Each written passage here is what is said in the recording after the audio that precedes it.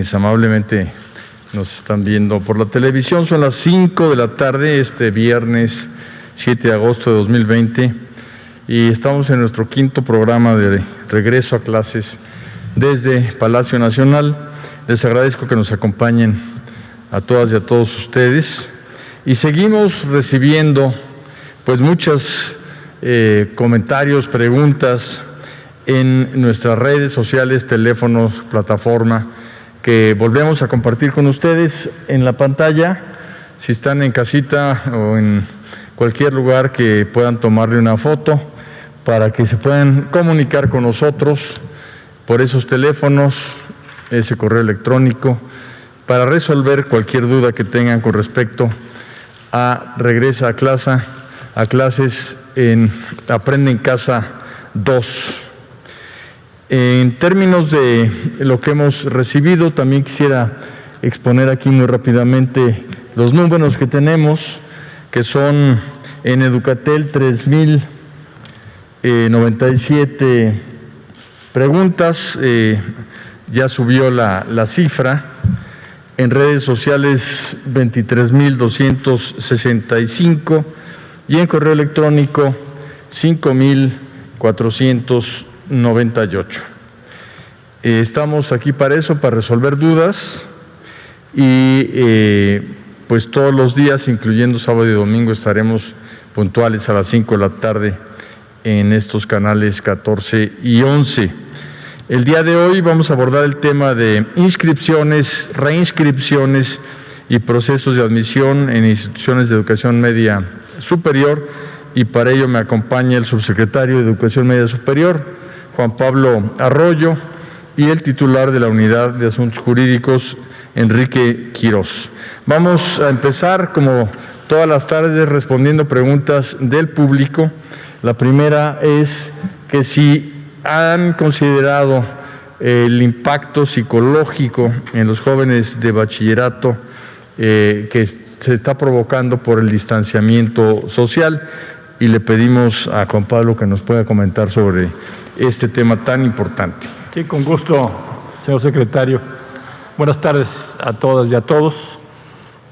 Ciertamente, desde que se procedió al retiro a casa, hemos ubicado que era importantísimo apoyar a los jóvenes y a sus familias en el aspecto socioemocional. Los jóvenes de 15 a 18 parece ser que no sufren, pero tienen mayor padecimiento, y por ello hemos desarrollado toda una actividad para atenderlos en casa con una plataforma que se llama Jóvenes en Casa, y que tiene una serie de elementos, tiene juegos, tiene concursos, tiene seminarios en línea. Cada miércoles hay una conferencia que hemos tenido mucho éxito. Llegaron hasta 45,000 jóvenes o personas a conectarse y a escucharlo. También tenemos un espacio para que ellos se intercomuniquen entre sí, para poder tener relación, pero por vía internet o por vía WhatsApp, y eso ha generado algunas actividades muy interesantes para esos fines. Una vez que reiniciemos las actividades a distancia, este programa va a seguir trabajando, y vamos a agregarle además el programa de televisión para poder tener un soporte más en la atención a estos jóvenes, y les dedicamos muchas actividades para que puedan desarrollar su tiempo en casa. Muchas gracias, Juan Pablo. Yo quiero comentarles y recordarles que cuando presentamos el calendario escolar hay una semana de capacitación previa a los consejos técnicos escolares, y ahí dentro de la capacitación también vendrá un tema muy importante de todo lo que es el tratamiento socioemocional de nuestras niñas, niños y jóvenes, y una encuesta que aplicamos muy grande. Es una encuesta de más de 100,000 niñas, niños y jóvenes que participaron en Aprende en Casa. Vimos que a menor edad, menor problema, que incluso la mayoría de los niños de edad temprana declaraban sentirse muy contentos, y quizás es precisamente por estar con sus familia y acompañados, pero a medida que la edad es mayor y en particular en media superior, la situación ya cambiaba y se sentían pues mucho más deprimidos, mucho menos felices que el resto de los niños. Entonces sí es un tema que hemos captado y que tanto en capacitación como en las propias materias de tanto secundaria como media superior están incorporados ya la asignatura de vida y apoyo socioemocional. La segunda pregunta, tenemos si este ciclo escolar se estudiará solamente en televisión o se puede usar internet. Como nosotros hemos estado informando, el fortalecimiento de la cobertura de televisión es precisamente para poder atender a la mayoría de la población mexicana, 94%, esto quiere decir más de 9 de cada 10 niñas y niños que están en edad escolar tienen posibilidad de seguir por televisión estos cursos, pero también lo pueden hacer por internet. Y lo pueden hacer por internet no solo desde una computadora, una laptop o una herramienta digital, también por el teléfono celular, como vimos que se hizo en Aprende en Casa, en donde incluso fue la herramienta más utilizada para seguir sus clases, el teléfono celular. En la investigación que hicimos alrededor de este tema, vimos que incluso superó por mucho las expectativas que teníamos de su uso, ya que en las estadísticas aparecía que solo el 30% de las familias tenían acceso a internet para poder trabajar en casa en materia educativa, pero en la práctica nuestras mediciones nos llevaron a considerar que alrededor del 52-53% de los estudiantes en Aprende en Casa siguieron sus estudios a través de internet. La respuesta es sí, se puede ver por internet, se puede ver por televisión, y muchas escuelas nos han precisamente dicho que van a seguir las maestras y los maestros a sus alumnos vía internet. La tercera pregunta es ¿cuándo volverá a operación la preparatoria abierta en la Ciudad de México? Juan Pablo. Teníamos un tema de presentación de exámenes. La preparatoria abierta es un sistema autocontrolado. La persona que concurre diseña su tiempo y su programa, pero sí tiene que ir a presentar exámenes a los centros de preparatoria abierta. Hemos hecho gestiones con la Secretaría de Salud y hemos conseguido una autorización para hacer exámenes por cita. Entonces, una vez que se tenga listo un examen, se va a poder plantear a la coordinación de preparatoria abierta y por ello se puede tener una conexión con los responsables para programarle su examen. Entonces, Prepa Abierta sigue trabajando. Tenemos una gran cantidad de personas, no necesariamente tan jóvenes.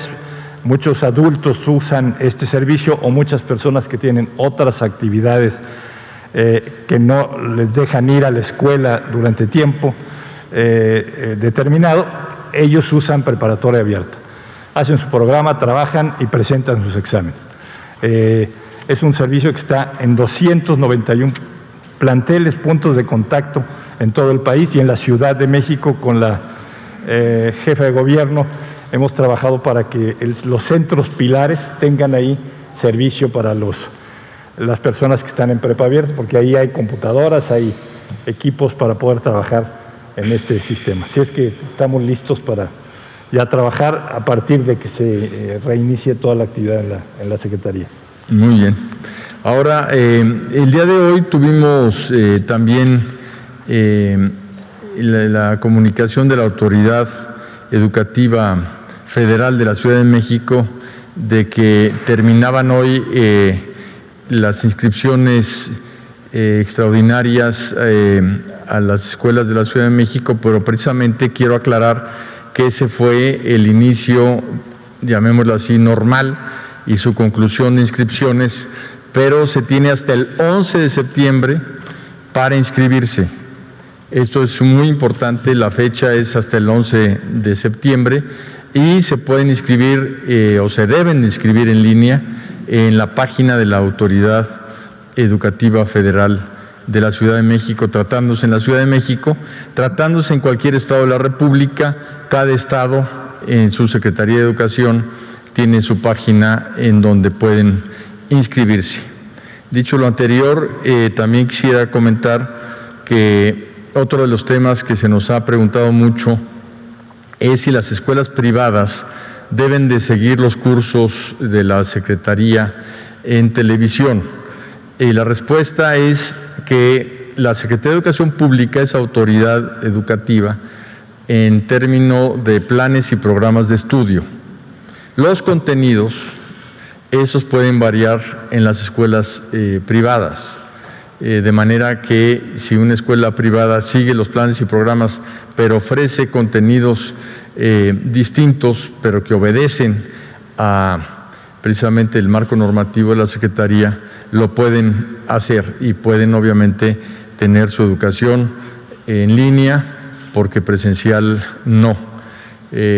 Nos preguntaban si alguna escuela privada podría abrir extemporáneamente y decir, en mi escuela vamos a tener una apertura previa.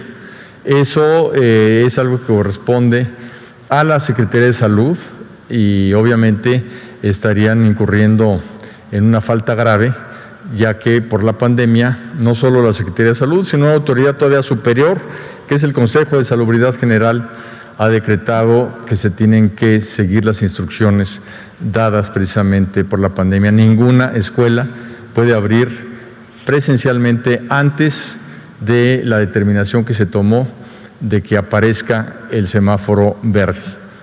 Dicho lo anterior, pasamos a las preguntas de nuestros compañeros de la prensa. Empezamos por aquí.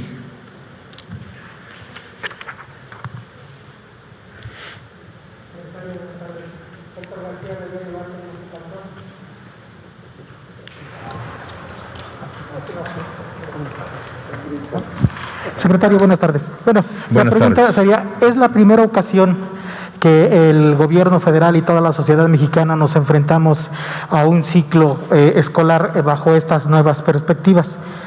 Lo que le quiero preguntar, ¿cuáles son las expectativas de las autoridades educativas del país para que los estudios, el aprovechamiento académico no decaiga en todo el alumnado?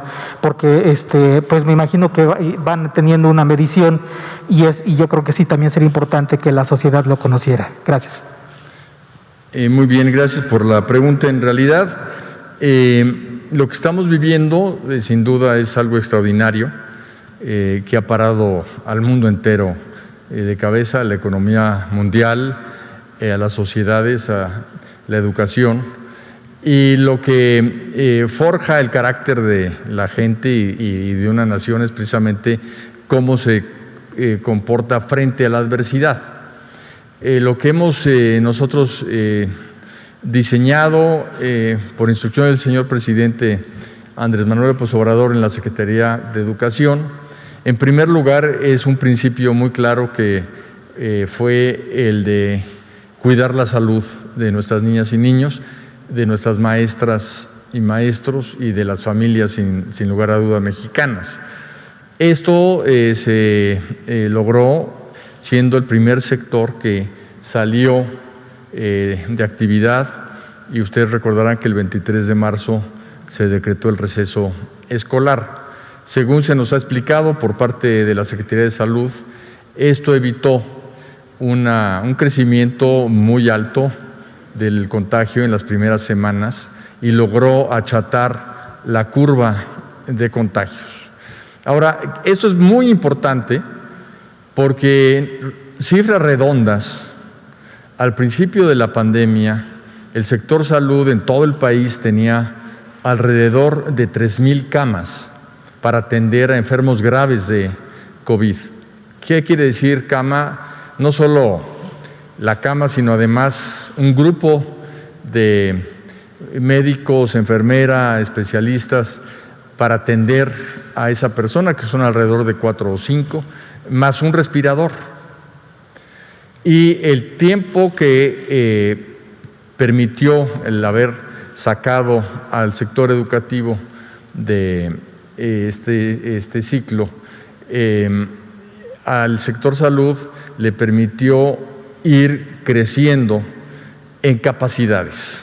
Ustedes recordarán que el señor presidente incluso personalmente habló con el presidente de China, de Estados Unidos, y hizo muchas gestiones para tener los respiradores para poder atender a los enfermos graves. Y cifras redondas también, ya más o menos estamos llegando a los 12,000 camas. Esto quiere decir que creció 4 veces la capacidad hospitalaria para el tratamiento específico del COVID. Y por todas las cifras que todos los días nos da la Secretaría de Salud, tenemos que en todas las entidades federativas hay capacidad hospitalaria para atender a cualquier enfermo. Lo que fue una tragedia en otros países como Italia y España fue precisamente que se rebasó la capacidad hospitalaria para atender a las personas. Y eso es lo que se buscó evitar a toda costa en México y hasta ahora se ha logrado. Y esa salida de actividad del sector educativo pensamos que es muy importante, ya que en cifras redondas, en el momento en que se decretó el receso escolar en todos los niveles, que incluye también a los maestros y a los trabajadores de la educación, estamos hablando que salieron alrededor de 38 millones de personas de la actividad. De la otra forma, regresar a 38 millones de un día para otro es lo que es muy delicado. Y por eso hemos dicho que no es viable, por las condiciones de la evolución de la pandemia en México, regresar a clases presenciales. En otros países que lo han hecho pensando que ya es tiempo de regresar a la escuela, han tenido rebrotes muy grandes, y la lista es muy grande de países que han tenido que abrir y cerrar las escuelas. Entonces, no había alternativa.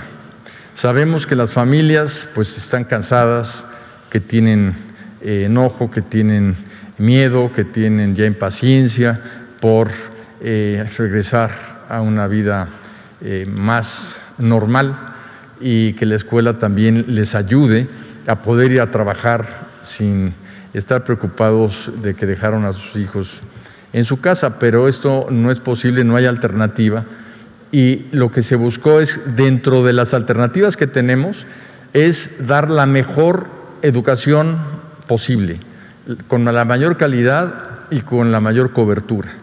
Una educación equitativa que le llegue a la mayoría de los mexicanos y que también sea de calidad. Nuestras expectativas entonces son precisamente esas, que los aprendizajes esperados se logren, y estamos haciendo todo para que eso sea así. Se diseñó un sistema para tener maestros que estén destacados por su capacidad de transmitir sus conocimientos.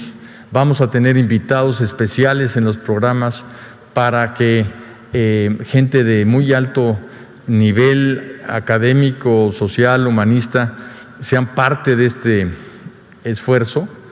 Y en cobertura logramos este acuerdo con las televisoras y radiodifusoras para poder ampliar nuestra capacidad de llegar al mayor número posible de mexicanas y mexicanos.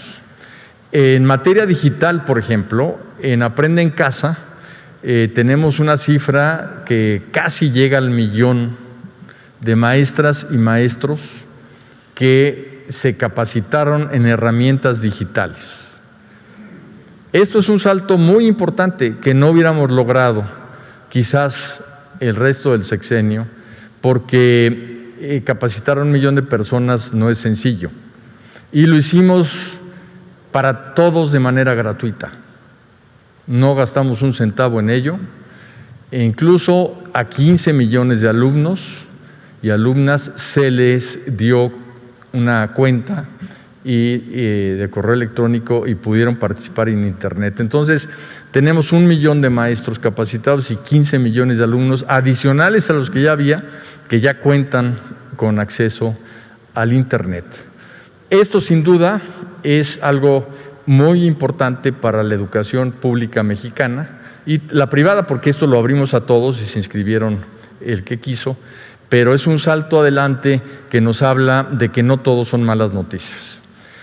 Vamos a tener en este inicio del segundo ciclo, el inicio escolar 2021, también capacitación para poder seguir en esta tendencia y trayectoria, y los programas que estamos diseñando, pues están diseñando para que sean interesantes, lúdicos y que atrapen a los alumnos en el aprendizaje desde su hogar.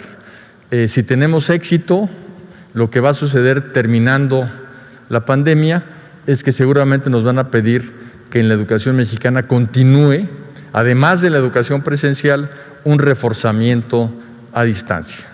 Esa sería la expectativa del sector educativo. A ver, por acá. Los dos, si quieres, empezamos contigo. Buenas tardes, Arturo Contreras, de pie de página.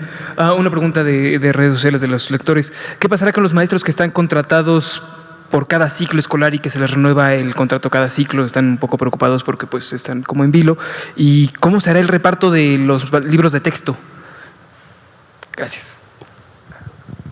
En cuanto a las maestras y los maestros que están contratados por honorarios, se van a renovar sus contratos, de manera que no se preocupen. Buena parte de estos están en media superior y ha habido una gestión ante la Secretaría de Hacienda para que esto suceda. No sé si quieres comentar algo. Sí, tenemos profesores, como lo decía en la otra reunión que tuvimos en CONALEP, casi todos son contratados por honorarios, pero también tenemos una buena cantidad de profesores que incluso algunos presentaron concurso de ingreso, pero no habían obtenido la plaza definitiva.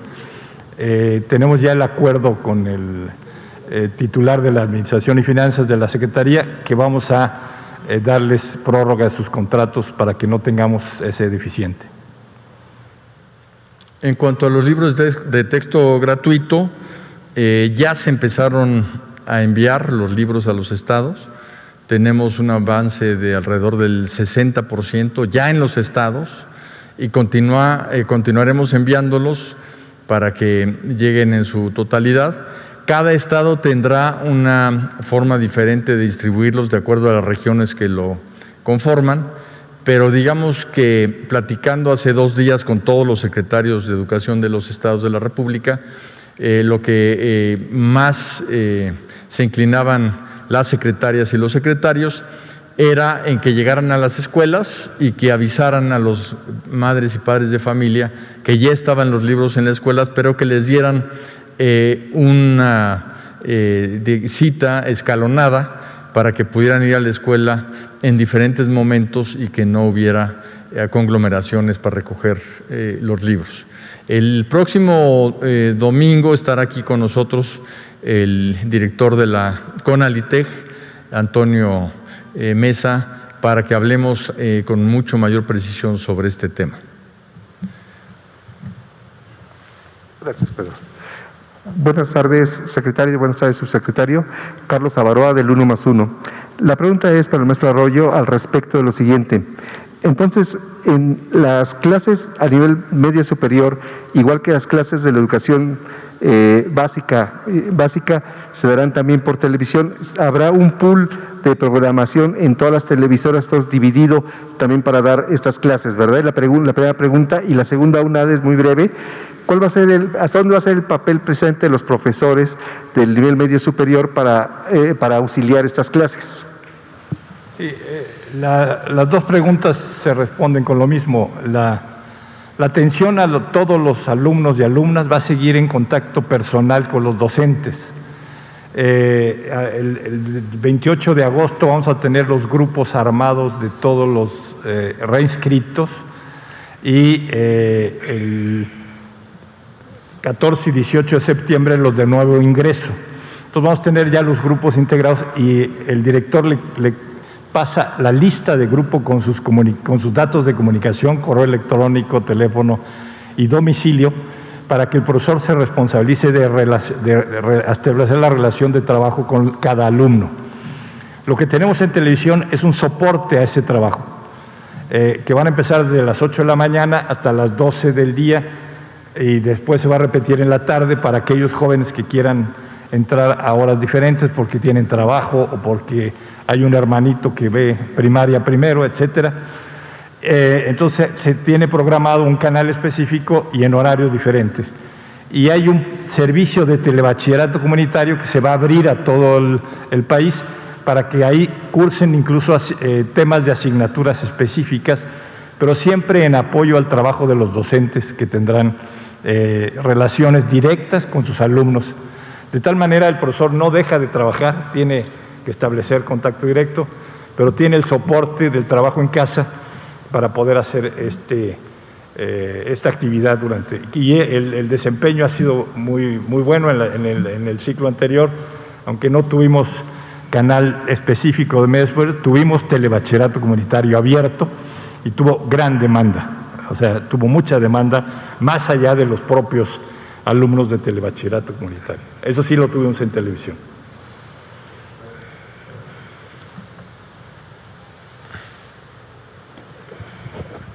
Gracias, secretario. Buenas tardes. Angélica Rivera, de Canal 11. Nada más para precisar lo que usted estaba aclarando al inicio, la fecha límite para la inscripción en línea va a ser el 11 de septiembre. Esto solo es en la Ciudad de México, en el resto del país, y para educación básica o para todos los niveles, por favor.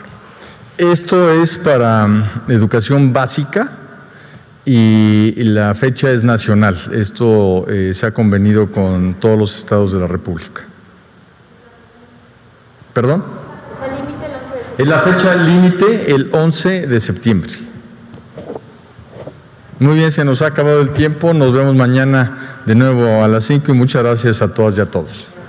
Buenas tardes.